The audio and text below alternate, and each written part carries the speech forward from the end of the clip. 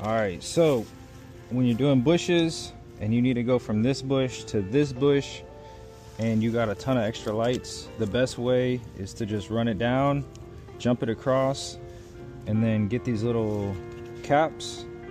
These little caps just cover up the lights like that, so you don't see them glowing at night.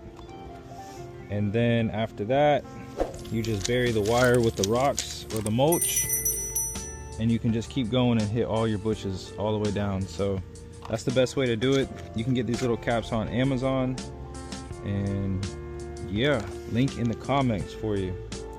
All right, so that's how you do it. Cap them off with these. Don't use tape. Makes it a mess and harder next year, so check them out.